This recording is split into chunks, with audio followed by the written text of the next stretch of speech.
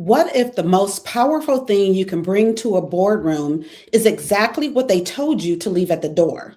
Today, we are talking about what it means to lead with your whole self and build a legacy that brings the boardroom and the culture. If you are ready to build your legacy in real time, you are in the right place. Let's go.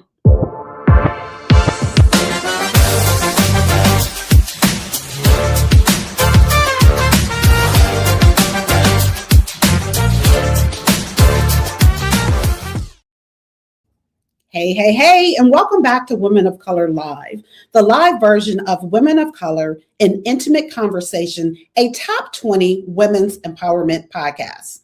We center and empower women of color. We also have a community for Black women 50 plus, the Dream Lifestyle Collective. So I want to shout out our production team at the Leon Thomas Group and specifically thank you for being on the ones and twos and keeping us together. Today's guest is Kayla James. She's a senior strategic global leader, cultural architect, and recording artist, which I did not know, who has spent over a decade driving large-scale transformation and proving that powerful leadership centers culture. So today, this month, April, we're highlighting women who build legacy in real time. And before I welcome Kayla, make sure you all are engaging with us. Let us know you're out there. Drop WOC in the comments. Drop Dreamer if you're part of the Dream Lifestyle Collective. And drop your questions because we want to engage with you. Kayla, welcome to Women of Color Live. Hello, I'm so happy to be here with you and all the ladies here today. So excited to be a part of this. Yeah, and I'm so excited to have you as well. And so hey, y'all who are watching, listening, if we forget ourselves, forgive us because we're used to kicking it in person. So now we're doing it in front of you all. So let's get into it, Kayla. Who were you before the title, before the credentials, before the build? And what was the decision that shifted how you saw yourself as someone built to lead? Well, I think before the title, I was a natural leader. And I don't think that because of me self-proclaiming that over myself. I think it was more so just the people around me tended to look to me for answers or to provide guidance. I was a bossy child, from what I remember. I grew up around a lot of adults. And so because of that, I think there's just a level of confidence that came with being around older people, the way I spoke, the way I showed up in the room. And as I continued to grow, I just leaned into that. It just naturally began to happen in the different environments I was in. And I don't think I always thought of myself, though, as a leader, because I'll use the example of when I was in college, I ran track for UTSA. And so I think my junior year, the track team voted me to be the team captain. And I was like, oh, I feel so special. Y'all want me to be the team captain. But I never thought of myself as that person that people were looking to for guidance. I was a good athlete, but I wasn't great. I wasn't winning a bunch of races, but I think they felt like I was somebody that I can trust, and I really value being that person. The shift, I think, happened actually recently, a couple of years ago. I got into a role that I always dreamed of. I was traveling all over the world. I felt like I was really driving impact, but I lost myself in the process. I really poured everything I had into that space, but I was neglecting my mental health. I was neglecting my wellness. I wasn't getting good rest, and your body keeps score. Your body keeps count. And so when I got through the other side of that and started reintegrating wellness for myself and also setting up those boundaries, I think it really shifted the way that I thought about how I showed up in the space, really showed up in my workspace and my environment, that this is not worth it. It's not worth you doing all of this. You can give, but you don't need to give from a cup that's empty. And so that recalibration has really allowed me to show up more authentically by setting up, being able to say no, and that be a full sentence. I love all of that. And so I want to kind of go back to something that you said earlier. And again, this podcast is about empowering women, right? And so Yeah. language is very important. And you said bossy. So Yeah. bossy, let's lean into that word because it, in essence, it is, kind of negative. It has a negative connotation to it, Yeah. right? But we're going to reclaim it, right? We're going to Yeah. reclaim it as it's leadership. So when you're seeing little girls who you look as and you're thinking, oh, this person is bossy. No, that person is a leader. She's showing leadership skills early, which is what you did, right? And there's so many of us who did that. So bossy is a good thing. So when you're the boss, from what I remember, I was the boss, baby. When we were picking people to go on the team to play tag, I was the one choosing the people. The one, okay, choosing. That's what I'm talking about. And then, your dream job. So having your dream job, having what you wanted to have for yourself, and then getting so caught up in it, if you will, getting lost in it, as you mentioned, and then having a step back, right? Because when we started having those conversations around that and what things you should do and what things you should consider. And so wellness was like a key thing that you just mentioned. So important. We have to take care of ourselves. And that should always be first and foremost, self-care for ourselves, and then defining what that self-care looks like. And you shared some things that you were doing. You also mentioned boundaries. Yeah. Again, key, very important. No. Yeah. Okay. There it is. There's nothing else that needs to be said. No. And keep it. And it's hard. It's really hard to implement boundaries when I think about the kind of person that I am. I want to help and I want to be available. I want people to feel like I'm a safe place to be, a safe place to confide in. And sometimes you got to say, I don't have capacity for that right now. I don't have the ability to meet you where you are. And I should have the ability to lay that boundary and say, right now is not a really good time. I really want to be there for you, but I can't show up in the way that you need me to, or I don't want to show up right now. And that's okay too. And that's okay. We don't have to want to, and we don't have to always be there for someone, right? But key is knowing ourselves and taking care of ourselves first. And then you also talked about recalibrating. The recalibration was so big. And I think you were a huge part of that as well, going through that journey of redefining who I am and what do I want. I got what I wanted, but when I was praying about it, when I was asking for it, I didn't put parameters around what it would cost me in order for me to maintain it and sustain it. And so during that time, I really thought about like, who is Kayla and what does she really want to do? What are the things that I'm naturally good at doing? I'm good at communicating. I'm good at establishing relationships. So how can I incorporate and infuse that as a part of my role without draining myself to a level or to a place where I'm not really able to show up as a best version of myself because I've given too much into a space, an area, or an environment? Yeah. And so, so leaning into this next question is really, what you did, what you went through, and what you're still going through. So let's get into that. What did you go ahead. I'm sorry. No, you want to finish a thought from No, I was going to jump in and start answering. You're ready, right? I'm ready, girl. I'm ready. Look, she's ready to answer.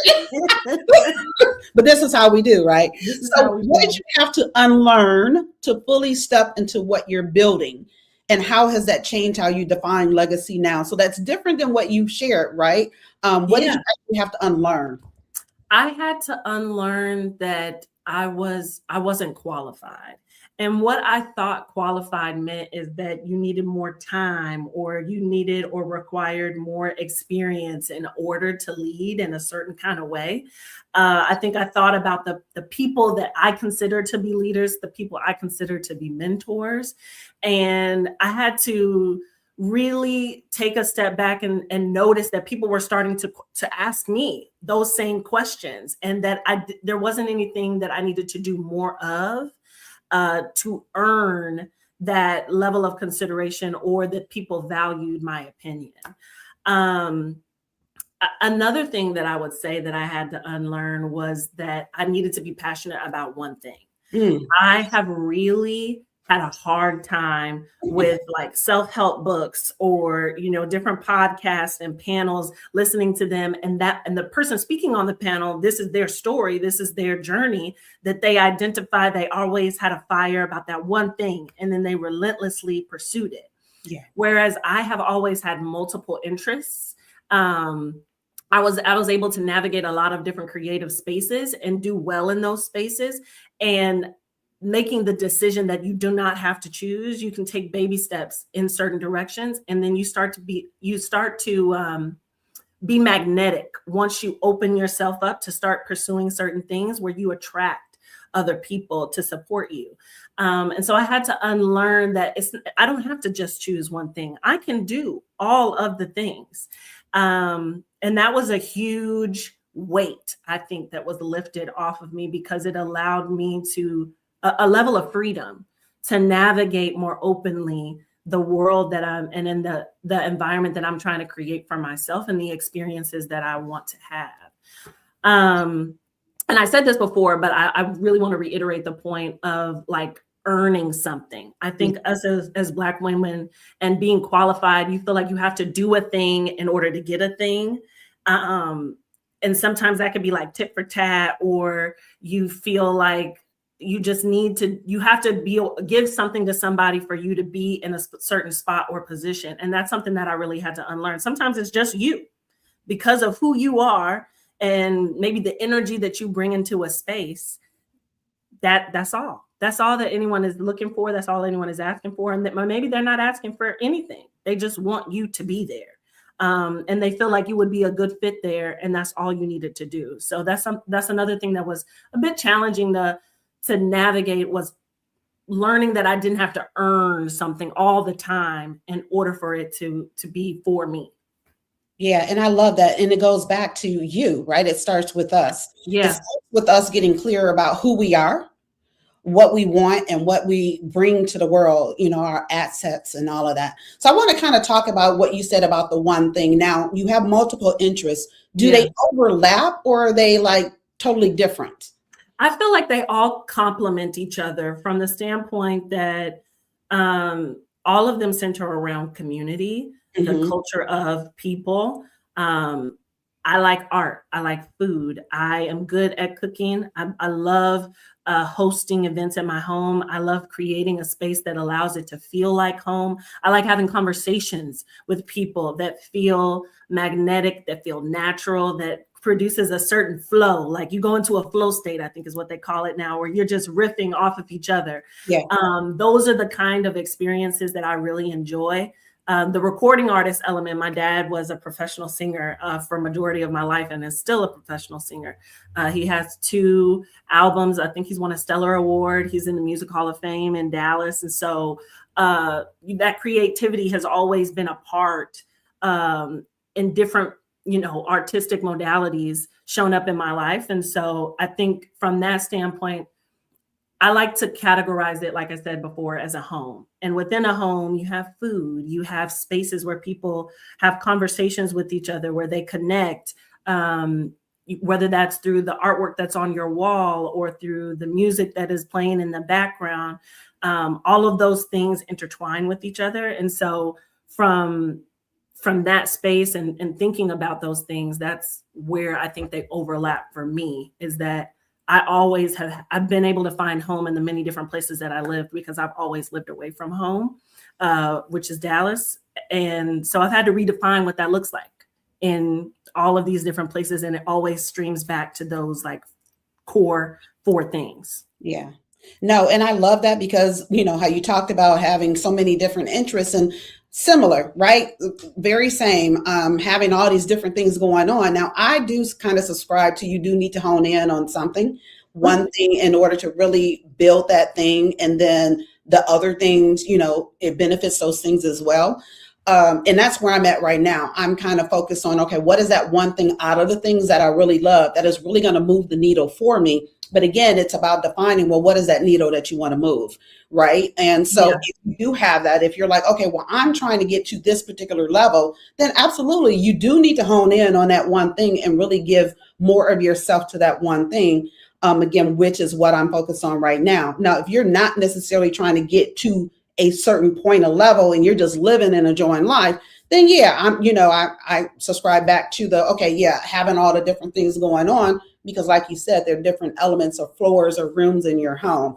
But I do feel, and I've learned this over time, that if I'm trying to get to somewhere, grow something, really build that thing, I need to focus on that one thing.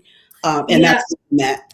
And what I would say in response to that, I think that like you said, you eventually do need to identify the thing that you want to pursue. But I would say, to maybe clarify what I mean about picking a passion, is that you can still end up doing all of those things. Absolutely. And so, when you're starting out and you're redefining and you're cultivating the authenticity that you want to operate in, it's okay to pursue multiple things Yes. at a time. And when you do that, you start to open up the door of people that help you refine and really bring in where you need to focus at a particular time in your life. And you can circle back to those other things to help them grow and become a bigger part of your portfolio, to where you may not start doing everything all at once at the same time, but you can eventually get to that place. And I say that because I think about, I'll use Megan Thee Stallion as an example. Megan Thee Stallion started out as a rapper. She leveraged her being a rapper to like brand deals on lip gloss, brand deals on opening up a Popeyes chain. So you can leverage that one thing to then help you branch your tree out to other areas to create your portfolio and make it larger. It is challenging to do it all at the same time when you don't really have a foundation built. But once you start to cultivate that, it will naturally blossom into the other areas that you're interested in. Absolutely. And then when you do those multiple things, that's kind of how well, what do I really like? Yeah. You know what I'm saying? Like, okay, let me do these 5 things, try them out. And like, oh, okay, I really like 3 of them. Yeah. And had you not tried them all, you would not have known that. And then you can even surprise yourself thinking that you liked all 5. And then the 3 that you really like are surprising to you, right? Mm-hmm. And then they just fall into place and fit and bring those people to you, like you said. Another thing that you mentioned is being yourself and how you draw people to you. Absolutely. Absolutely. Walking into the room where you're magnetic, the people are coming to you because you're yourself, know yourself, right? You light up the room, you walk in and like, oh, I want to be, around that particular person. And so that's a beautiful thing as well. So I like that you said that. Yeah, and you were a huge part of that for me. I think you came and spoke at an event that I was at, and we connected on LinkedIn. And every year you were posting this word, and then we ended up connecting with each other because I was like, why does Lita keep sharing her word with every year? Yeah. But then I started to study you, and you were part of that redefinition for me that you can do it all, because I was watching you go into the art space and do the speaking and cultivate relationships and meaningful relationships. So, you were part of the inspiration that helped created that grounding, and the conversations that you had really helped water the seeds for how I would say I'm showing up as a leader today, for sure. Oh, I love that. And that's that's what it's all about. That's what's been my journey, like from the very beginning, to make a difference, to make an impact. And over the years, it just, it takes on a different look, or it gets to be more specific, right? So like today, the podcast is focused on women of color. The collective is focused specifically on Black women 50 and up, right? But it's all still about that impact. And then also, like, I'm in this contest, the Entrepreneur of Impact, and it's for that, to make an impact, right? And so, winning that will allow me to pour back into the collective, to pour back into the podcast Alive and all the things, but it's also to make a difference for other people. So I appreciate you saying that, because it just lets me like, girl, okay, you're doing what you're supposed to be doing. You're doing what you were created to do. And that's a beautiful thing. And I also say that because what I was doing years ago, what I've been passionate about, passion doesn't leave you. It does Yeah. not leave you, right? So it's about what you do with that passion. Either you don't do anything with it, right? But it's still going to be there. And every now and then it's going to, Yeah. raise its head. I'm like, hello, I'm still here. What you going to do with me? That And brings up such a great point that you right? just said Yes, is, I'm you living know, proof of my in passion. the in the discussion of the like unlearning, um don't neglect the wilderness. Like some of those positions, some of those things that you're doing that you're like, why am I doing this, I don't even like this doesn't help me achieve anything that I've listed on like my vision board or my goals list. There's a reason, there's a purpose for all of that, because there's some kind of skill, there's some Yeah, conflict resolution situation, conversation that's going to help you in the future when you start to pursue those things. Like everything matters, yeah, everything can make a difference. And like you said, that passion begins to creep back up. It embers sometimes, and sometimes it's a flame that's like boom, boom, boom, it's fire burning in your face, but it's always there. It's like it can be a soft caress or it could be a knockout. Sometimes it just depends on where you are and what season you're in. absolutely. And we're going to talk a little bit more about the corporate space in just a moment. But I want to say, before I retired, I was in my dream role, right? So I had, acquired it. I had reached it, that dream role, and that dream role, actually being in that role, is what led to the podcast, because it started as a panel. Mhm. Yeah, it was a panel. I did the panel for like 3 years straight. And then I'm like, okay, I'm going to turn it into a podcast, turned it into a podcast. And then today is production. So I like to say from panel to podcast to production, like this, that's my journey in this particular space. But it all stemmed from, again, wanting to make a difference, wanting to provide space for women who were underestimated, Yeah. underrepresented, all those things. And that's what this podcast is for, is to provide us with that platform to use our voices. So Kayla, you've led AI integration, e-commerce growth, and global diversity strategy. And you're also a recording artist, which you mentioned, and I had known. Uh, Mhm. Most leaders pick a lane. We've been talking about that. You haven't. What does being multi-hyphenate make possible that a single lane never could? I And you think know it what? allows. Hold that thought. We'll be Okay. back after this break. Okay. Hi, I'm Deneen Garrett, a cultural alchemist who shapes culture through storytelling, through writing, through speaking, through my top 20 women's empowerment podcasts. And if you're seeing this, you're watching me on Women of Color Live, the live version, the weekly live version of that podcast. I am coming to you to ask you to vote for me.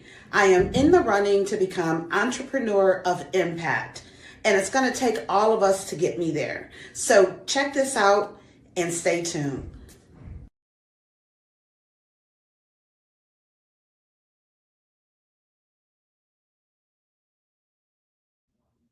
All right, all right. So, welcome back to Women of Color Live. Today, we're talking about leading with your whole self and bridging strategy, culture, and creativity with Kayla James. And before our quick break, Kayla was going to answer what does being a multi hyphenate make possible that a single lane never could? I think what it really does for me is freedom. And I don't think I have operated from the space of freedom majority of my career. And I say that because in my mind it was focused on the job, do a good job, be a good employee, and kind of move on. And that was my singular focus, to get as high up as I could, as fast as I could, and do a good job. But like I mentioned earlier, part of that tunnel vision, you lose yourself, and that creativity and that passion starts to kind of go from a raging fire to an ember. Like I wasn't as excited as I used to be. I didn't have as much joy as I had before, and so being multi-hyphenate to me allows me to express my full self. I can be an artist. I can be a senior leader in an organization. I can be a designer. I can be a recording artist if I want to. And so it just it reminds me of what we tell young girls when they're in school and they're about to pick their major when they go off to college, that you can really be whatever you want to be. You can do whatever you want to do. And it just helps me maintain that spirit of excitement is what it does for me. It really allows me to have that fuel and encourage others as well. That sometimes for me, when I was so focused on that one thing, I really couldn't see outside of that thing. But when I opened my scope up to some of the other areas where I felt like were more natural to me, where I was able to just not think too much as well. I didn't have to overthink it. I didn't have to over generate it, over process. I could just do it. And it was natural. It was easy. It came to me as simply as closing my eyes before I go to sleep. And so by doing that, I think it activated more of my personality to bring that into the different spaces that I didn't have to suppress it and be as humble. I know we tell people all the time that as you achieve, humble yourself, but sometimes it's okay to toot your own horn. And, like I said, I was a bossy leader child.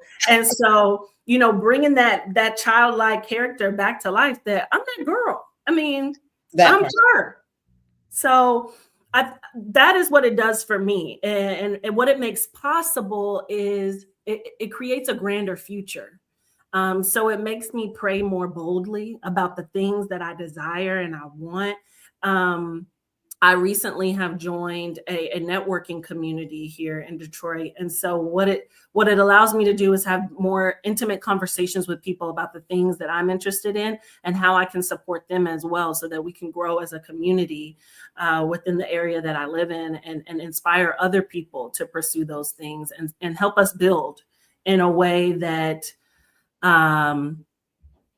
creates legacy and longevity. That's what being multi-hyphenate does for me and what it makes possible. I love that. I do. And especially the part about I am that girl, right? We have to remind ourselves. Yeah. I remember Niecy Nash, I think she was accepting an award or something. And she said, I want to thank myself. Right. Yeah. I did this, of course, with God, with, all of that universe. Yeah. But she did that. Yeah, we did that. And own that, right? Own that. Let people know who you are, who TF you are. Yeah. You got to remind yourself that often, and it's okay, and do that. Yeah, men do it all the time. It's easy. It's natural for them to do. And shout out to the allies and the brothers that support us, but we need to start showing up in the spaces like that. Like, you deserve to be there. Like I said before, you didn't have to earn it. You just being who you are is enough. It makes you overqualified, really, because all the things that we're dealing with in the world and the environment and all of the things that are happening, that builds a lot of character. That builds a lot of resilience. It builds a lot of stamina. And that's what you need when you're pursuing your dreams, when you're pursuing the thing that you're passionate about, or things that you're passionate about. You need stamina. You need resilience. And so, just keep being that girl. Keep doing it. Right. And look, let me give you that girl example. So, you talked about art, and I remember when we talked, like during lunch or whatever, you're like, yeah, when you were really into the art. Absolutely, still am, but I shifted. Yeah. I shifted because I realized that I needed to do a couple things in order to really grow in what I wanted to do. So I had to kind of fall back and pivot, right? And that pivot involved me getting real connected with galleries, right? With the global international galleries, and did connect with one. And I get invites from them to go to international events. And that's what took me to Manchester, England over last week. And so when I got there, it was an opening. They actually were doing an opening for 3 different artists, and they had a private dinner. So I'm sitting across from the woman who's the director of that particular gallery museum.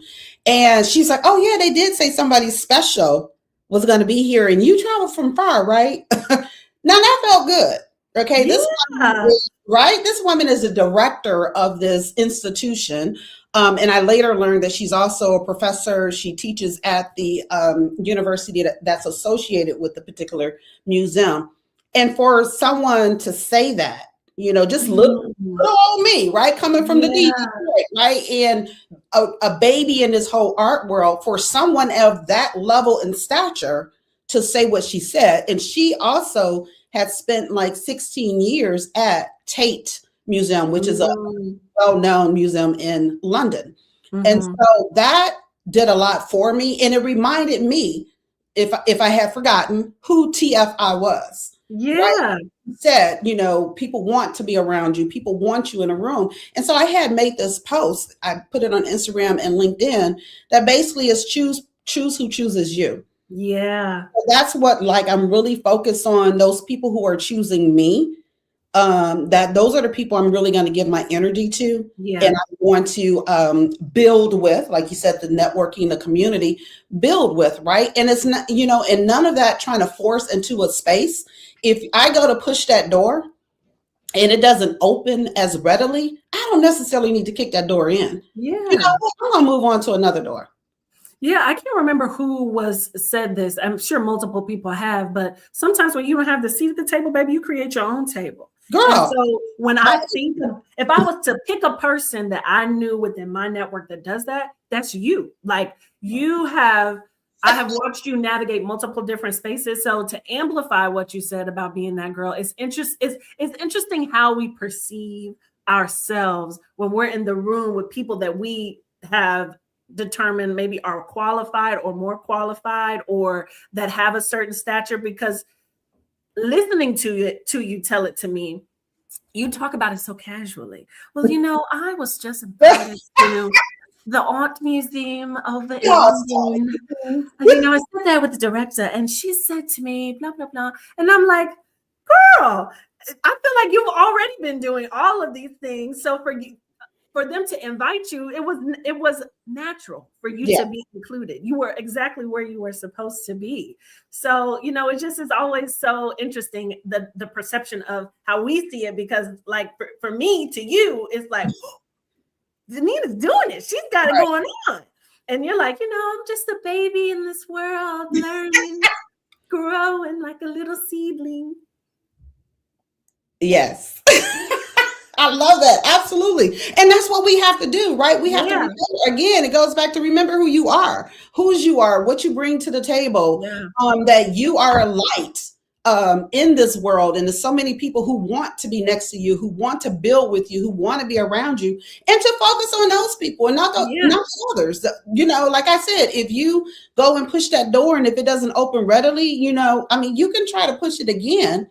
But then maybe it's, this door is not ready for me right now. And that's the thing. It's not ready for me. Not that I'm not enough to be in there. It ain't ready for me, or it don't deserve me. So let me move on over here. Let me go build that table. Let me go, build the rooms, do the things and invite people. Yeah, clock it. 100%. Yes. Okay, so what do you want the woman watching to walk away and build, or stop waiting to start?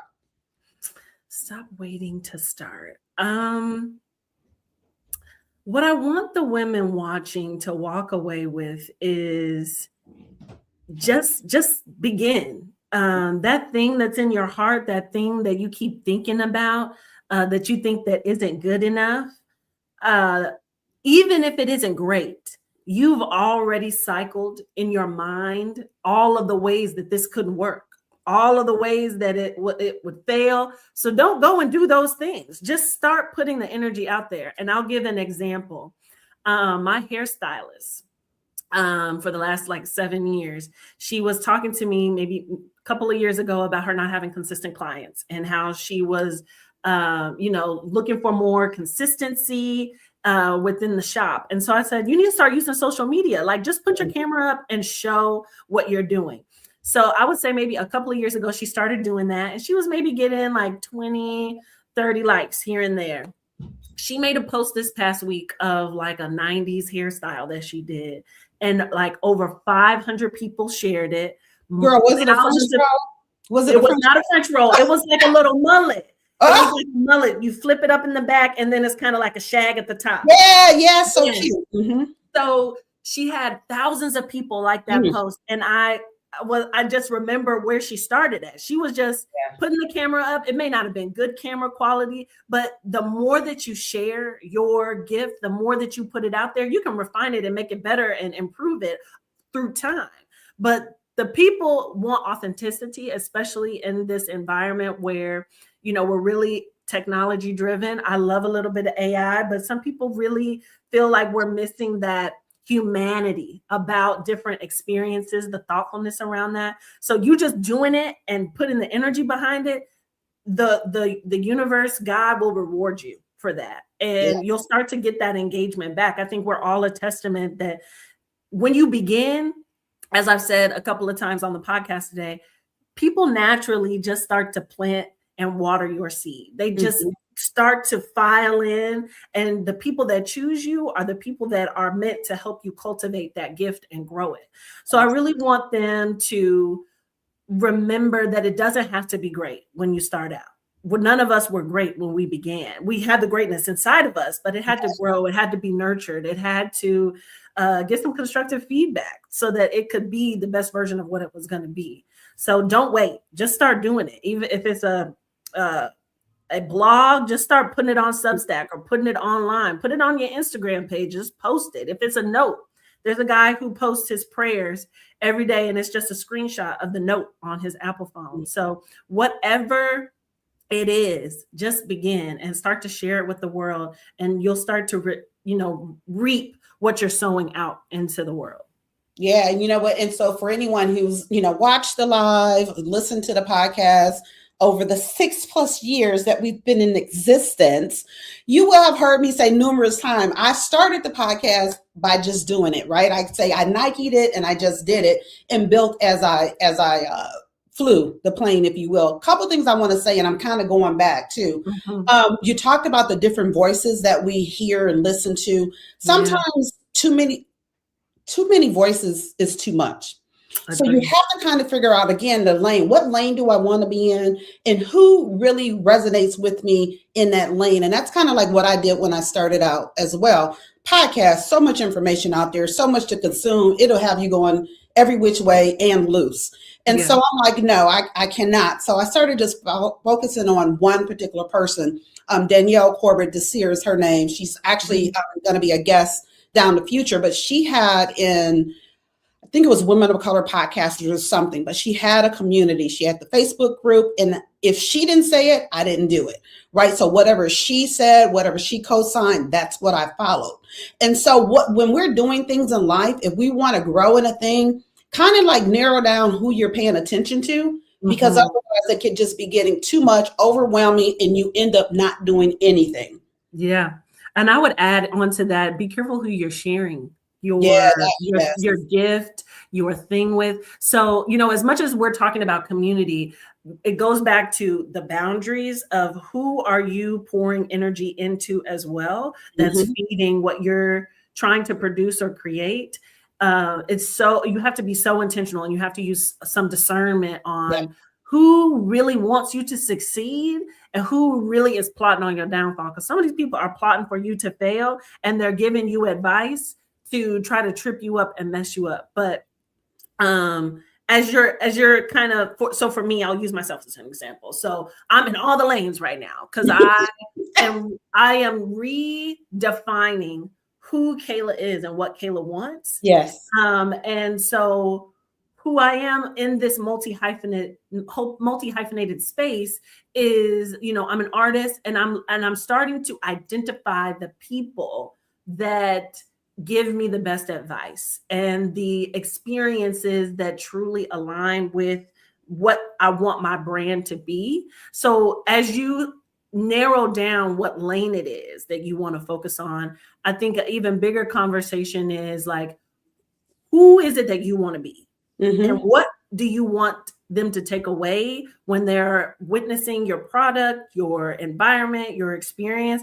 And once you have a clear point of view on that, not saying that you have to wait to start until you identify it, but as you are growing that and identifying what it means for you, you have to really pay attention to who is around.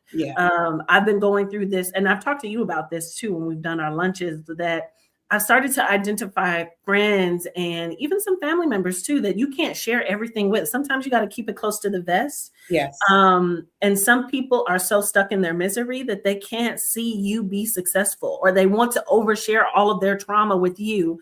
And that affects your mood, it affects your mind. So really think about the different inputs, whether it be people, whether it be, a podcast, a book. Sometimes you can overload yourself with too many different opinions, responses, and points of view. So just use your discernment to know what's going to work best for you and who seems to be doing what you want to do and having the impact that you want to have.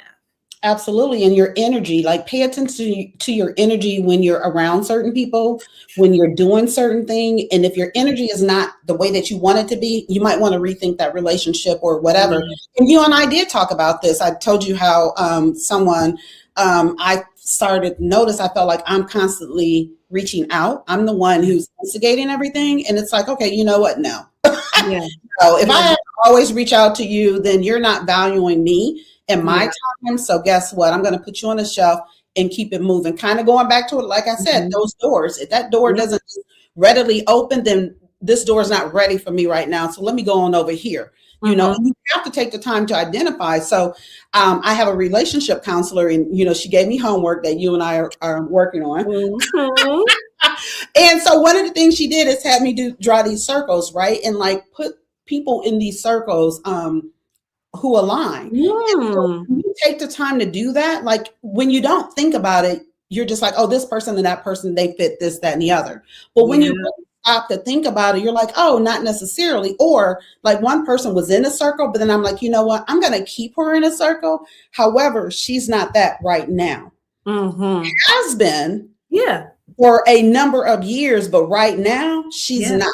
And so to be able to identify that way, I know that I'm not going to expect what I was getting from that person right now because she doesn't have that capacity. Yeah. She said it, but things she shared with me, I'm like, she doesn't have that capacity. So she's still a friend. She still belongs in a circle, but she's in a circle within a circle. Yeah. And, you hear that saying all the time that people are in your life for a season, or a lifetime or a reason. And so sometimes people's seasons ebb and flow. Like they've been that support, they've been that encourager, and right now they may not be in the space to provide that for you. So you really have to pay attention and be super intentional about where and who you are spending your time with. Because for me, I noticed that people are always calling me for advice and telling me about their problem. And that seems to be the foundation for our conversations. And that it was leaving me drained to the point where like, oh my God, I can't do anything else but take a nap. Like I'm tired after talking to you. I wasn't tired before, but now I'm drained. You got to go. You need to hire a therapist and talk to them. And that's exactly what we've been talking about. Check your energy. If that person is draining you, then that person probably needs to go outside your circle. You need to put them on the shelve them for a minute or whatever. So I do, because I kind of made promises. So I just want to talk about the corporate for a little bit. And I believe in knowing what I know, and even this conversation, a lot of who we are is bigger than any particular space, right? So it's bigger than corporate, it's bigger than that particular role. But let's talk about your role. We can talk about your role right now, and then how are you navigating your role, your corporate, with your multi-hyphenate self? So, my role right now really focuses a lot on AI strategy and how to utilize the tools that we deliver experiences to our customers and make that process, the workflow of that process, more efficient through AI capable tools. And so in that, what I've also started to do is how can AI help me from a personal perspective be more efficient as I ideate about my brand, as I think about what is Kayla James, the multi-hyphenate. And the more you engage with the specific AI, the more it learns who you are, it learns your tone, and it can help you really redefine and create an outline for what that is. So, in my corporate role, I leverage what I'm learning and how it applies to my personal life. Whereas before, I'm a complainer. I'm gonna be honest. I'm a complain my way through it. I'm gonna do it, but I'm a complain. That's how you motivate yourself. Yeah, and I'm gonna get on somebody's nerves for my complaining too. Okay. It may not be the people at my job. It's probably gonna be my mama or my sister, because they're the ones that's catching me after work complaining about the stuff that I don't want to talk to the people at work about. So as I think about, these different experiences that I've had over the course of my career, I can now see how they apply to my personal brand. I think for sure it has helped me be a more effective communicator. It has helped me understand how to be genuine in those interactions. And not that I wasn't genuine before, but have knowledge that that's taking place. Like, I genuinely want to get to know you. I genuinely want to understand how to help you solve your problem and how to help you frame to make the execution of the problem that we're solving more effective and more efficient. And so, I never even imagined that I would be doing something related to AI or be adjacent to tech. That is not a part of the ministry that I wanted to be a part of. If you called me on the phone and asked me, I would have been like, no. But it is so interesting, and it is a really great way, I think, for especially women of color to really cultivate and quickly cultivate some of the ideas that you have. Like you said before, you may have tried a couple of things and you thought you liked it, but you really didn't. And so you can really quickly do that with AI and like test it out. There are thousands and hundreds of different agents and assistants and tools that can help you start to build a business.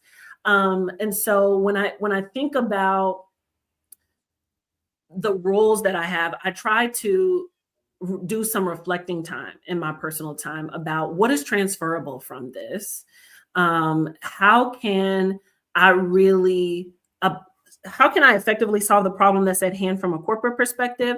And then how does that problem relate to what I'm dealing with externally? So, I'll use the example of I work on training. And so it's really helping people understand how this tool how AI is going to help their business be more successful, effective, and how they can better interact with their customers. So for me, my problem is, how do I engage with people that I don't know? How do I share these experiences that make me happy and spread that joy in other places? What does that look like? So I could give AI 10 different scenarios that I think are great. And so I asked it to be, really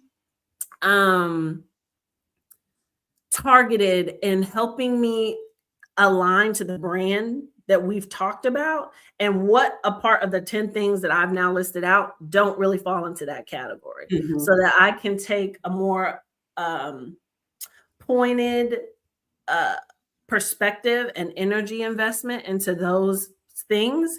And then I also use the event. So I'm part of that networking community. So when I go to these events, who do I need to seek out? And what kind of conversations do I need to have? What is my pitch going to be? If they ask me what I do, how am I going to describe myself? So I think that you really have to go back to, what is the purpose behind this experience? It may not be as visible at first, but it relates in some way to what your dream is, what your goal is. And you need to start trying to take that thread and weave it through to your personal experiences and, business pursuits. Yeah, absolutely. And so, as you were talking about it, I was even thinking for myself, like, I definitely have a relationship with my AI, and my business partner, all of the things. And the AI, it gets to know you. It even tells you who TF you are. It has to remind you sometimes who TF you are. And mine does that. It's like, girl, you are blah, blah, blah. Yada, yada, walk into it, own that, be that, right? Like, you on a whole nother level. So you really don't need to do this thing over here, right? I'll, suggest and like, hey, what do you think about me doing this? Or having a conversation with this particular person. And it's, no, you know what, you're on a whole nother level. Like, they're not in your realm, so on and so forth. And yes. And I love that, because it saves a lot of times. And it also helps you to stay in alignment, to stay on track, and also your brand, right? Not to tarnish your brand, because some of those things could tarnish your brand.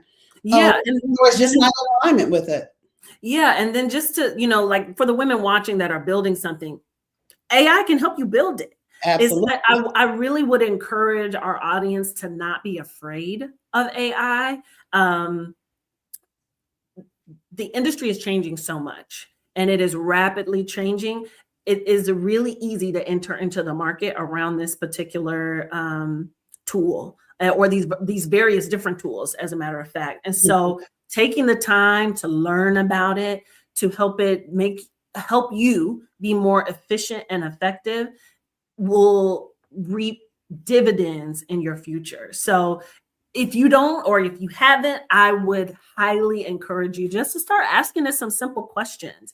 You don't have to tell them when your mama died and all your personal business, but you want to get into getting in the habit of leveraging it so that you're comfortable with it, because the more comfortable you are, it is a part of our future. And it's a part of the way that we're going to do work on a daily basis. You're going to interact with it in some way. And so this already are.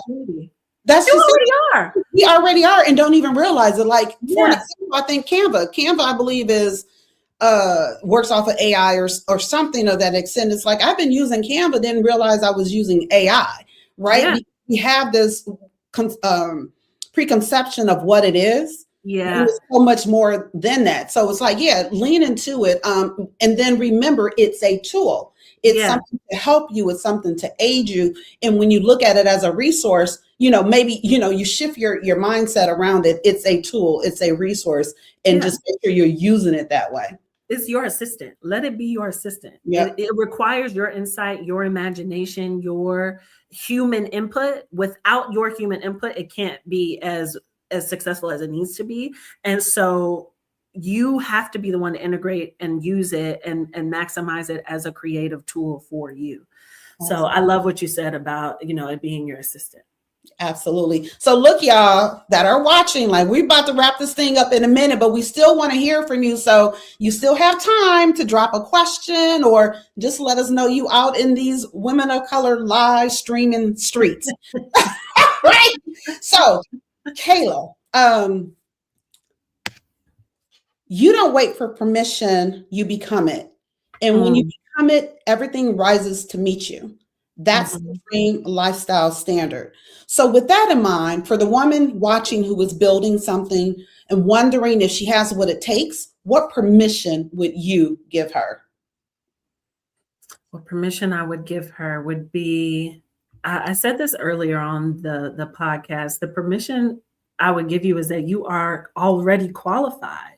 You already know what you need to begin. You may not know everything you need to sustain, and that's a part of the journey, but you have to put it out there. You're doing yourself a disservice by not offering up your gifts to the world to see the value of what you are as a human being, as what you are to a contributor to society. You're overqualified. Just being a woman of color to show up and exist and breathe and smell the same air that I breathe out of my body is a gift. So when operating from that standpoint, we've been talking about who TF you are. You already are her. You already are the person that you are looking at for inspiration. You already have that gift inside of you. So don't discredit yourself. Don't discredit the thing that keeps ruminating in your mind, the thing that keeps nudging back at you that you're like, no, not right now, that keeps coming back. That's for a reason. It is not by accident. And I would also give you permission to accept the compliments, accept the positive things that people are saying about you, because they don't have to. So, people would always tell me that, oh, you should be a model, or I could see you on stage as Tamron Hall and blah, blah, blah.